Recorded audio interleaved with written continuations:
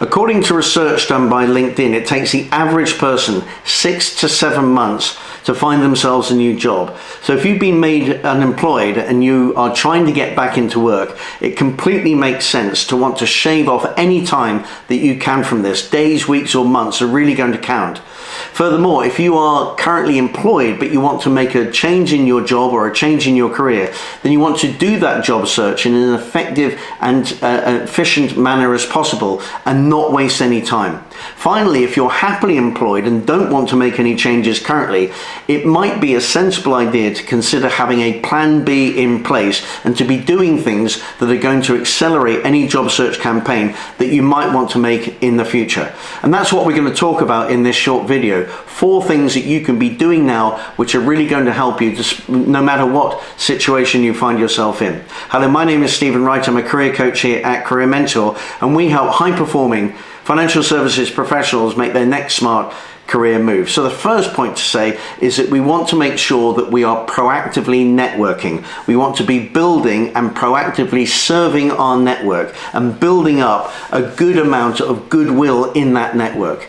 And when I say serving, that means perhaps reaching out to people proactively, simply asking after them or effecting introductions, or perhaps sending information that they're going to find both interesting and useful. Doing something that's going to ensure that all the people in your network will hear from you at least twice a year, so that you're not in that situation where you really do need some help and then you find yourself reaching out to people who you haven't spoken to for 2 or 3 years. So proactively networking on a daily basis, serving your network, is the first point. The second point that we want to talk about is your CV and your LinkedIn profile. Your CV, I believe, is a fairly passive document, which means that you have to send it out to people for them to read it. So you want to ensure that your CV is relatively up to date, perhaps updating it every year, or maybe at the point of a major achievement or a significant change in your career. Having it relatively up to date is going to be very useful, because you don't have to spend time and energy updating your CV when you really need it. Your LinkedIn profile, on the other hand, I would classify as being an active document. Somebody can go onto LinkedIn now and find your LinkedIn profile. So having your LinkedIn profile absolutely optimized, so it really does showcase your capabilities in the best possible light, is something that you might want to consider. And furthermore, you might want to consider making yourself very findable so that opportunities can come to you. So your CV and your LinkedIn profile are 2 important things that you can be doing now ahead of time. The third thing that is worth mentioning, and this is especially the case if you are currently happily employed, is having a plan B in place. Now, being made redundant is a shocking event. I know, because it's happened to me. Actually, it was a really great thing, but that's another story. But it is shocking, and so having a plan B, something that you can turn to, so that you've already thought through the arc of your career, where you want to go next, who you might want to reach out to, all of those things in a plan B is a really useful thing to have, so that you can gain massive traction and momentum in those initial days and weeks having been made redundant. So get that plan B in place. The final thing I would say is to consider engaging with a career coach. Find somebody who is experienced, who understands your area of business, and somebody who's been down that path with clients multiple times. They know the path ahead. They know the mistakes to avoid. And you might be thinking, well, I can do all this myself, and that may well be true.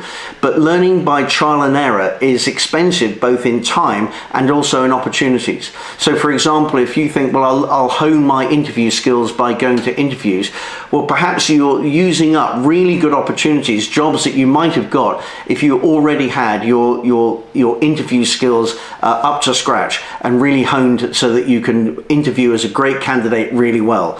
So trial and error is maybe not the way to go, and one way to do that is to work with a career coach. Also, a career coach is going to be a really good accountability partner through this process.